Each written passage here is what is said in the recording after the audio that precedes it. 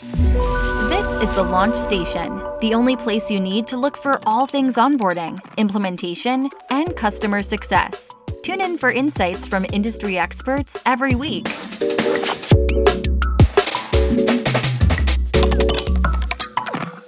Hey everyone, welcome to yet another episode of the Launch Station. Today we have with us Nuno Paiva das Neves, who's Director of Customer Success at SafetyCulture. Nuno started his career at IBM. Then he spent close to 14 years at SAP, including the last few years in the world of customer success. And last, he's been Director of CS at SafetyCulture, where his focus has been on outcomes and business value for their customers, right from delivering on pre-sales activities, success engineering, onboarding, and customer health. So welcome to the show today, Nuno. It is a pleasure to be here with you, Sri. Appreciate the invite and looking forward to have this conversation. Perfect. So today on the episode, we're going to be talking about everything from assisted trials to onboarding, the journey and learnings from the SafetyCulture journey for Nuno Paiva. So, before we go into the depth of what you've learned and experienced at SafetyCulture, how would you describe your job to a 5-year-old? That's a good one. It's all about ensuring that our customers are happy at the end of the day. I think that's probably a good definition for a 5-year-old. It's all about ensuring that what they want with us and from us is achieved. It's all about ensuring their corporate happiness, their business happiness, and also, why not, their personal and career happiness, because sometimes we tend to forget that we are not we are not just dealing with businesses, we're dealing with human beings, and I think that is absolutely key. So it's all about making the customer happy. Awesome. So, you moved to SafetyCulture after 14 years at SAP. How do you sort of contrast the two journeys you've had, SafetyCulture versus SAP, and did anything pleasantly surprise you when you joined a smaller company? Yeah, that's a great question. Obviously, big companies, big corporations like SAP tend to have a more structured approach. Also based on the tenure and on the experience of things being done. They tend to be a bit more rigid in terms of the approach to some of the issues and some of the challenges that the customer are facing. In SAP, I lived an interesting journey on moving from that traditional on-premise world to cloud, to everything that has to do with cloud business, which posed some challenges, not just for myself, for my colleagues and peers, for the organization itself. But it was obviously, and because I do believe that change represents opportunity, also challenges, obviously. But it was a very interesting journey. Being able to work with customers, with peers, with partners around that cloud mindset transformation. Like I said, challenging, but full of opportunities and quite rewarding to be honest. Now, obviously, if you move to a public company, and I believe SAP is probably the biggest company in terms of value in the German stock market, to a startup. When I joined SafetyCulture, we were still a startup. I think we are now in a more scale up stage. We've tripled our valuation in around 2.5 years. Obviously, we were very successful in terms on how we deal with funding and investors, people that trust us and believe us. We have a clear mission, a clear strategy. We are also, I think, very, very intelligent and quite effective on the way how we dealt with challenges, and especially those challenges posed by COVID and everything that had to do with the pandemic, where we went above and beyond to support our customers, even even offering in many occasions, free licensing to existing customers, to organizations working with the public, working around healthcare and care, emergency services, public services.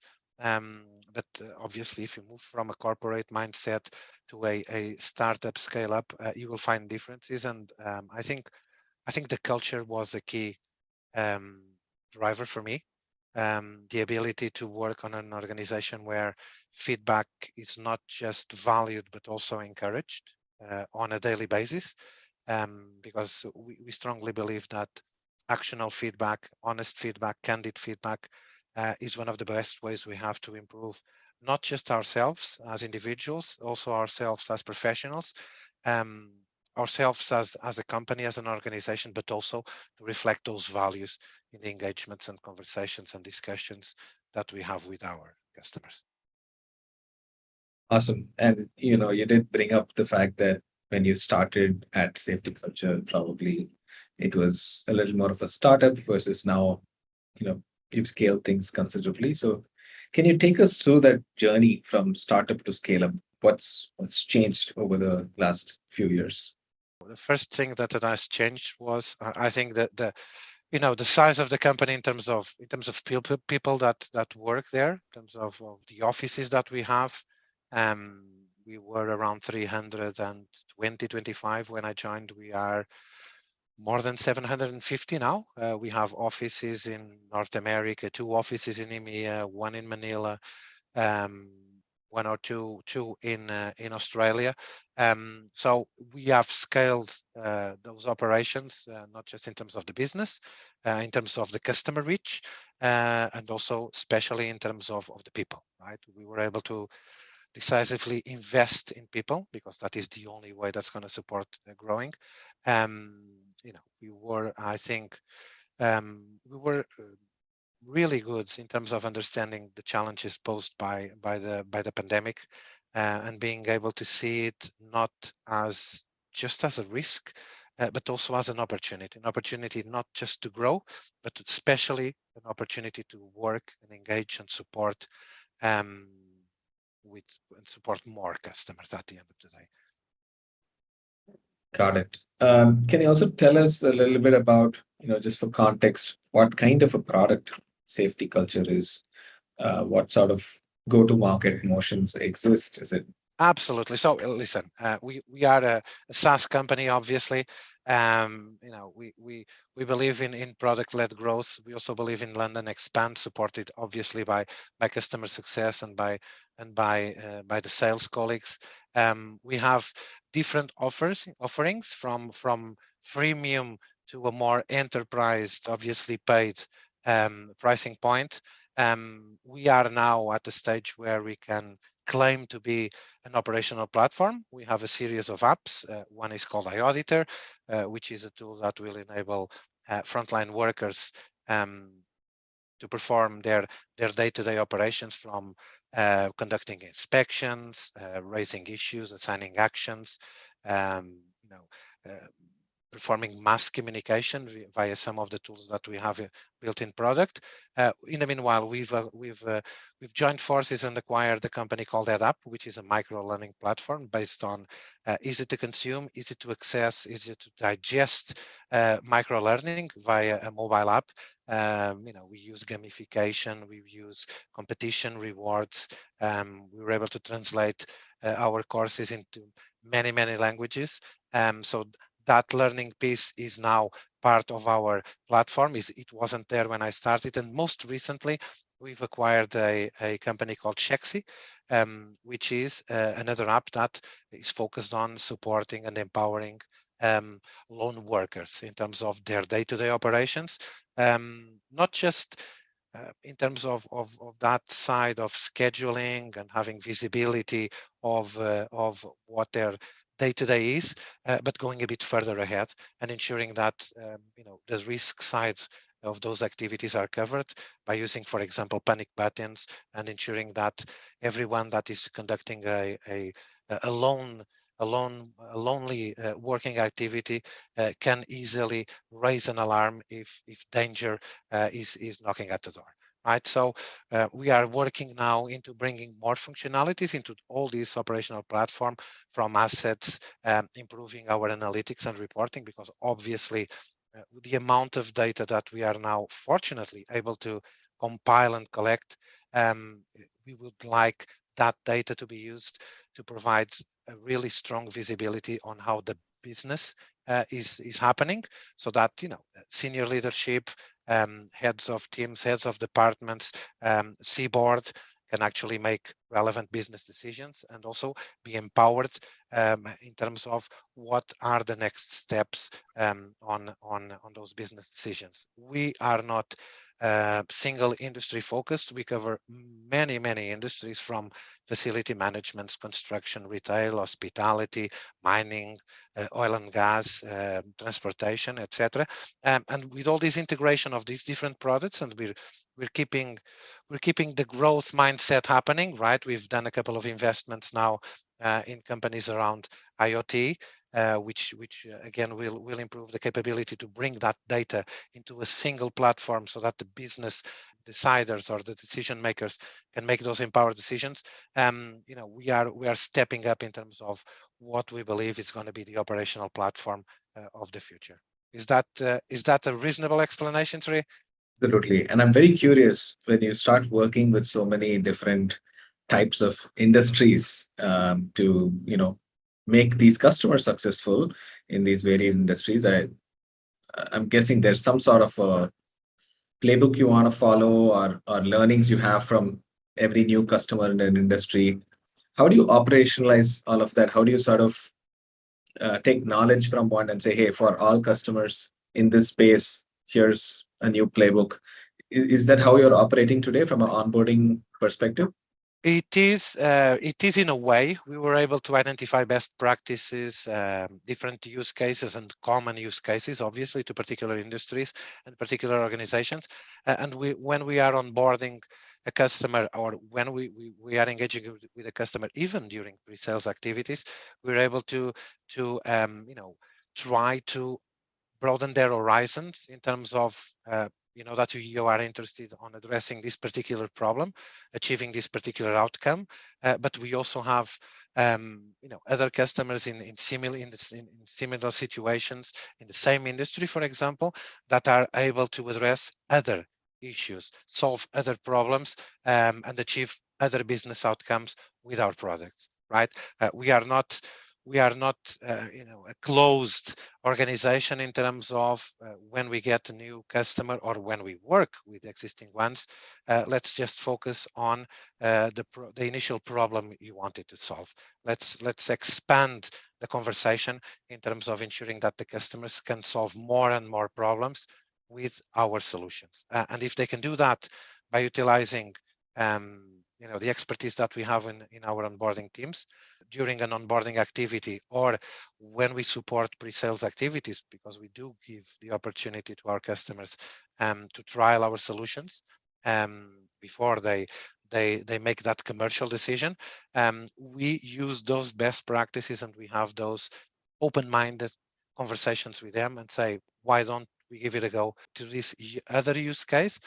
Because we know we can make you more successful, trying to address different problems, not just the initial problem that brought you to the engagement and to the conversation with us. Got it. So, when we talk about trials, are these free trials, paid trials? How does that work versus like onboarding packages? Yeah, so we have different options. We offer the possibility to our customers to trial it for free. We give them, give everyone that wants to trial it for free the option to do it by themselves. Obviously, we have a massive set of online resources that can be consumed to support those trials, right? During 30 days, which is, I believe, an interesting amount of time if we want to check, or if we want to trial a particular or a couple of use cases. But we also give them the possibility conduct that trial with some guidance and using the expertise of our onboarding team. And that happens in different time scales. We are actually now working really hard in terms terms of trying to streamline those trials, the ones that we will assist, right, and bring that value to the customer in the shorter time frame possible. We want and we aim to do that in a timeline of 2 weeks. Okay, obviously that will imply conducting some interesting research and having really relevant discussions with the customers. But then we want to showcase time to value. How can we solve that particular problem? How can we ensure that the outcome and the business outcome is achieved in just 2 weeks? So I know it's challenging, but that's what we do. We want to challenge ourselves. We want to challenge our customers. So we are actually trying to compact and make those assisted trials shorter, but obviously more impactful. So are the assisted trials and onboarding packages similar, different? Pick up Yes. onboarding post-sale versus an assisted trial pre-sale. What's common? What's different? Well, what's common, the first thing is the expertise of our onboarding managers, right? That's going to be always there in terms the knowledge that they have of a particular industry, particular use case, particular customer. What's different is usually the time frame, obviously, because during the onboarding, we aim to have, normally a customer fully onboarded 60 days. The data show us that that's the ideal time frame to have that onboarding process completed. And obviously, the set of activities that we're going to conduct during an assisted trial, due to the shorter time frame, are going to be more intense. We will train potentially super user, the administrator, and then we're going to showcase how can they get value, usually more focused on 1 or 2 use cases. On those 2 weeks. During the more traditional onboarding that happens after the sale process is completed, we have a very, very streamlined but also defined set of engagement activities. We will start with very complete discovery call in terms of mapping everything that was discussed prior to the commercial transaction, making sure that everyone on the customer side that will be relevant for that onboarding, and then for the future usage of the product that is identified. We will initially address the use case or use cases that were the reason for that successful commercial engagement, obviously, and then we will also train end users. We will support them in terms of setting their account in everything that has to do with our product, organizing the groups of users, the different sites that are going to be using the product, different regions, different locations, different stakeholders. We will start to showcase what can be achieved by using our analytics functionalities.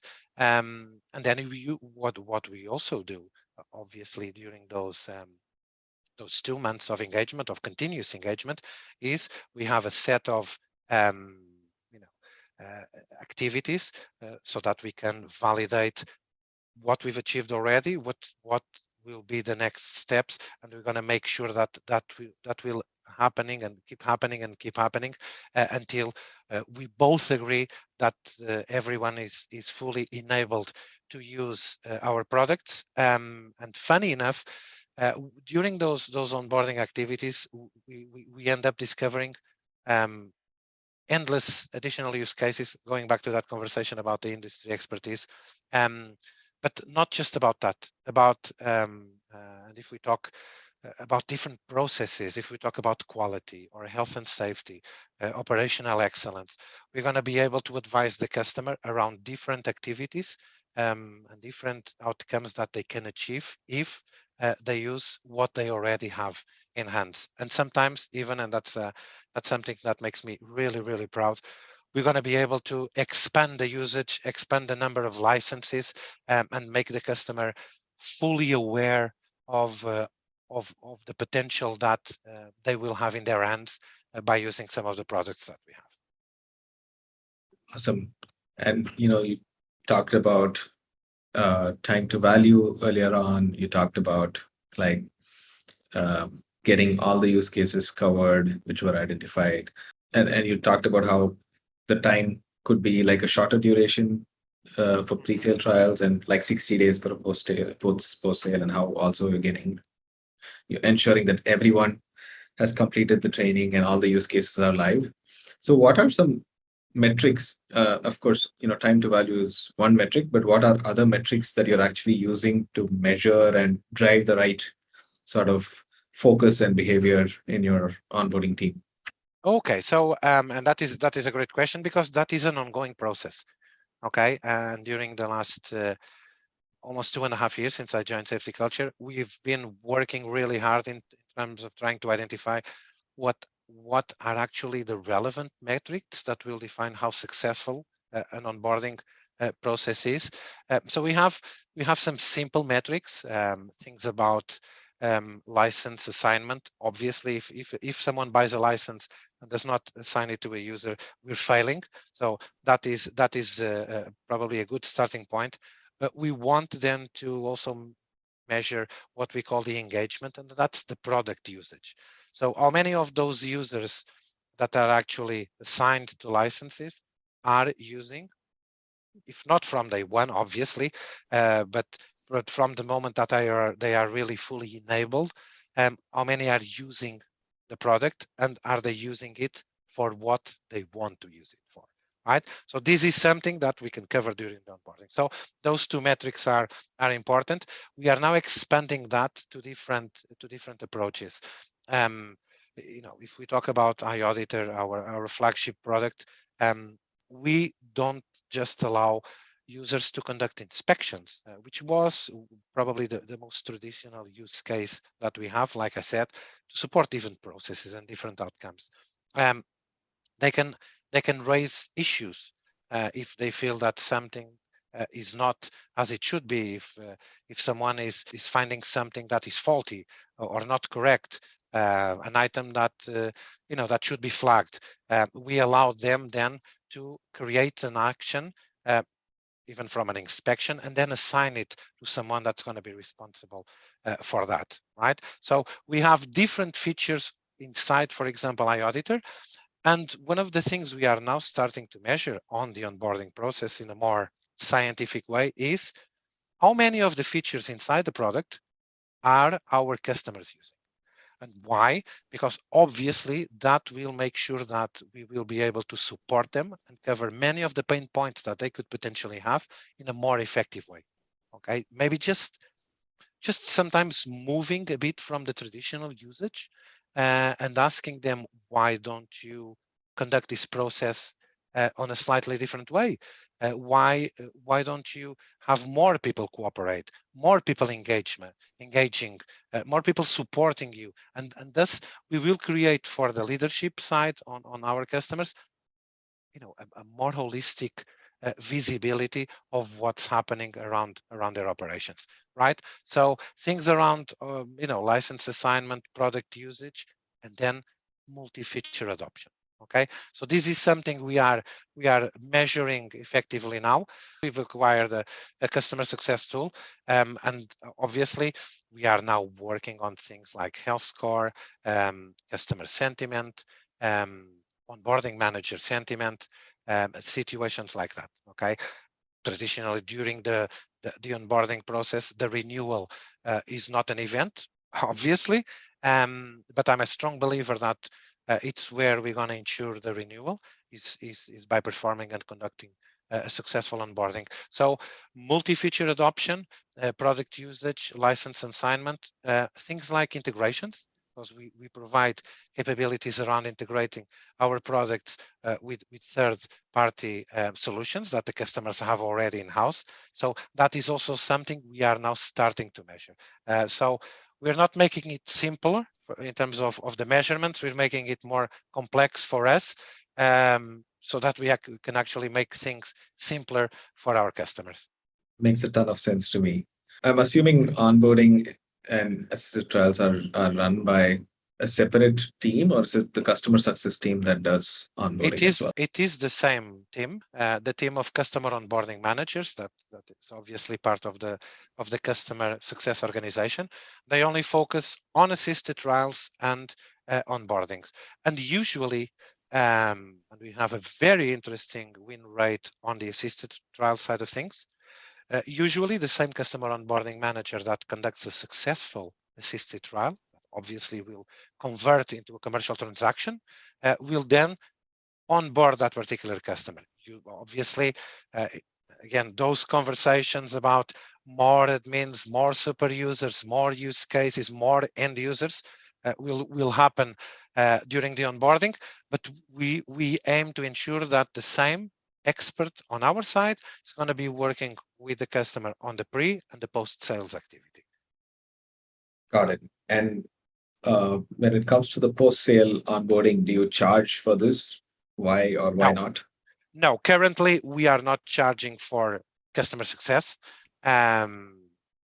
Obviously we are also discussing some of the commercial aspects around pricing for the next financial year. That SafetyCulture being an Australian company, our financial year starts now, July 1st, and we are discussing some potential improvements around our pricing model in order to make sure that the higher tier of our customers will potentially have a higher touch support from our customer success team. Okay, but traditionally we don't charge for customer support, for customer success. Sorry. Got it.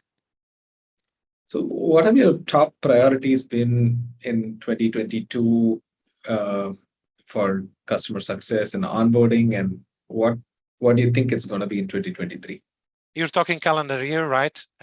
For in terms of financial year, our 2022 is wrapping up now, so we're looking forward for the next one starting in 3-4 weeks.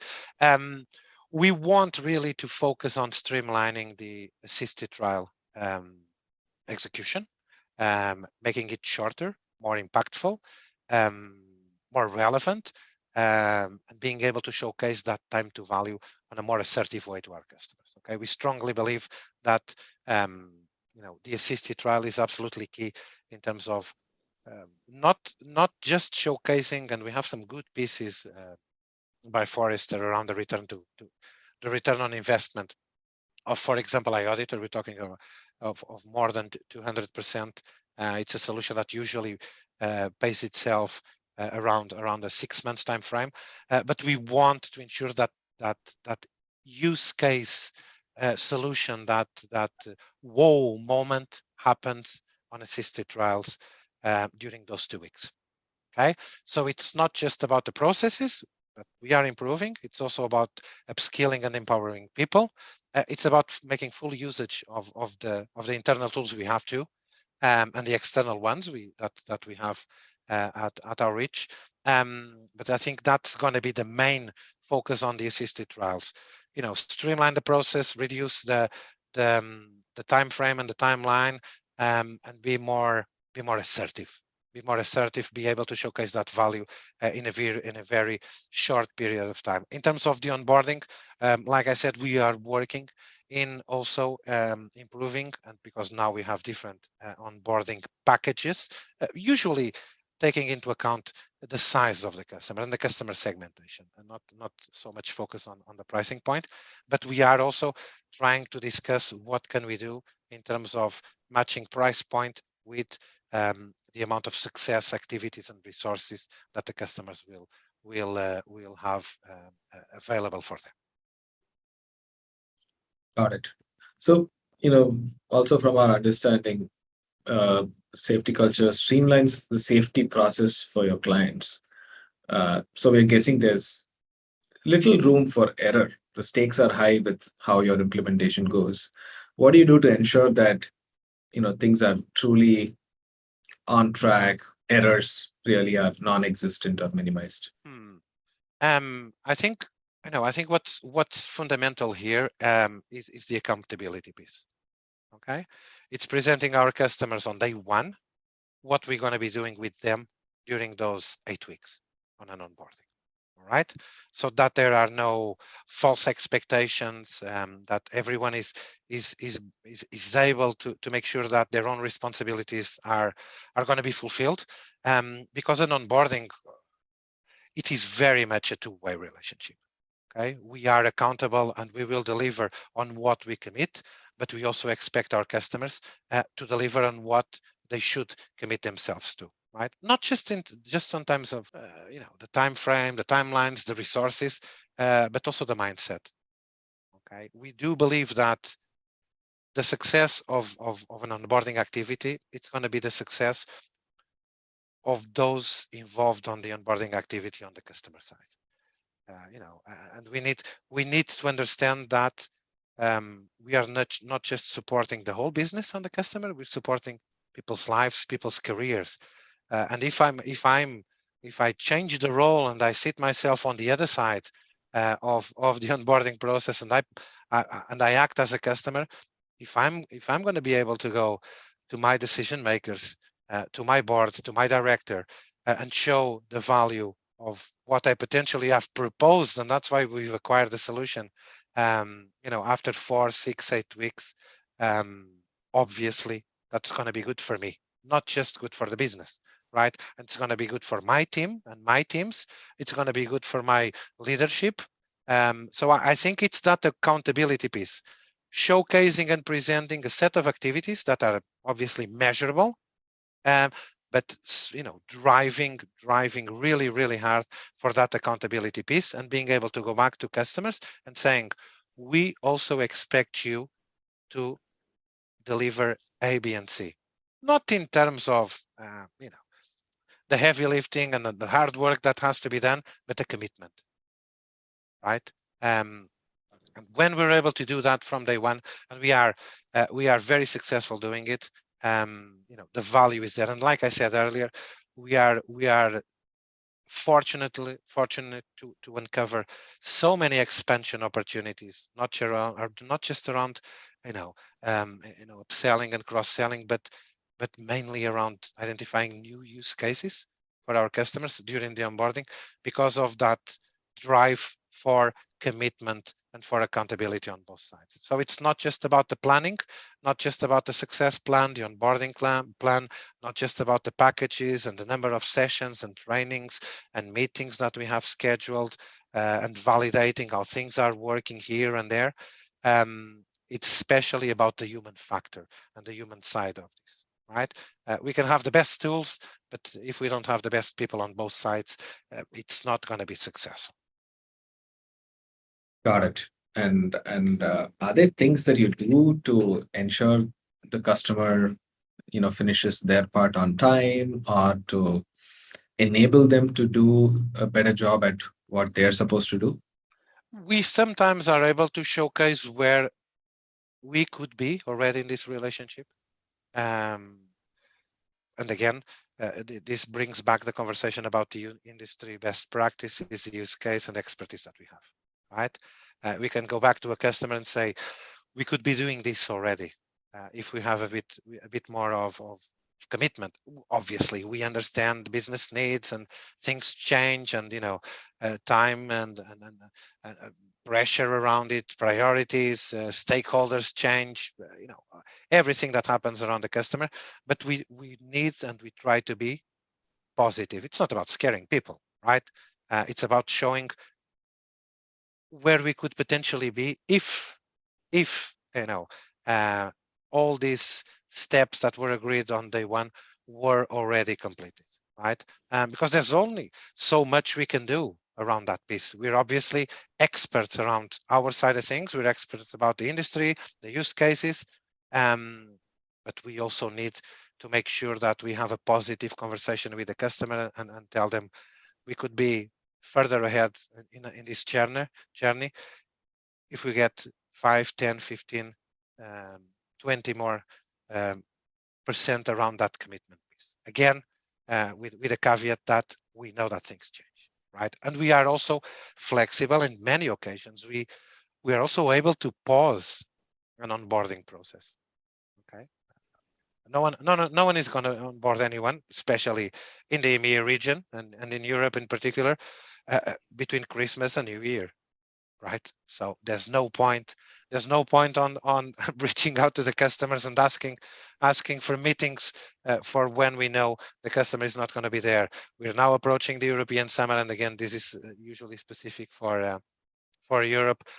August, the first 2 weeks are going to be challenging in terms of customer engagement, right? So we need to be flexible too, but for normal working conditions, it's that positive approach and saying we could be here already. It's not blaming. It's not Right. finger pointing exercise. Saying, no, let us help you to get there faster and better. Amazing. We now move to the next section of the podcast, which is a few rapid fire questions. Here's the first one. So let's say you have your own late night talk show. Who would you invite as your first guest? I think obviously now maybe Johnny Depp, right? At least I would ensure that the audience would be massive, right?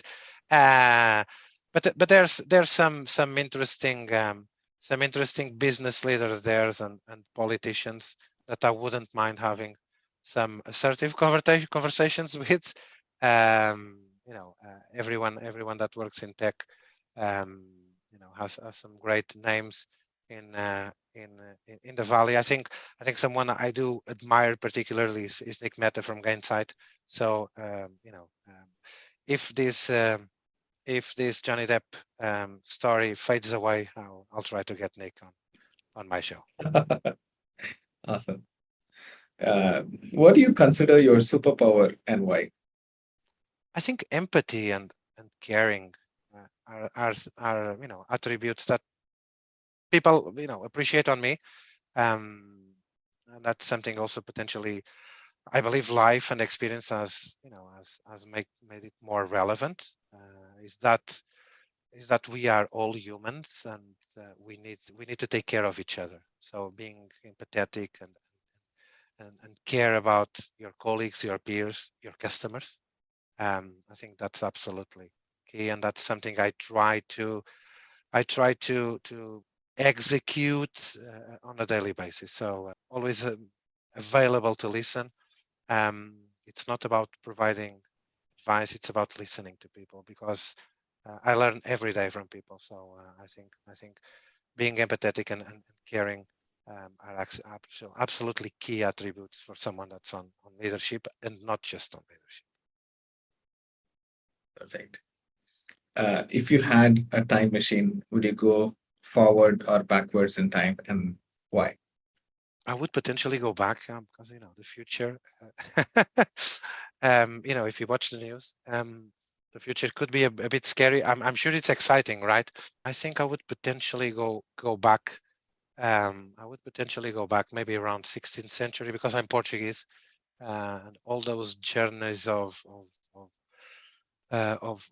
discovery around the world, that mix of cultures, that I can imagine that the first European that saw an elephant or a giraffe, those moments are priceless. Some of the things that happen afterwards, we need to think twice and regret obviously some of them, but I think the excitement and the fact that some cultures were able to embark in journeys of discovery based on economic needs, social needs, not just in Europe but across the world.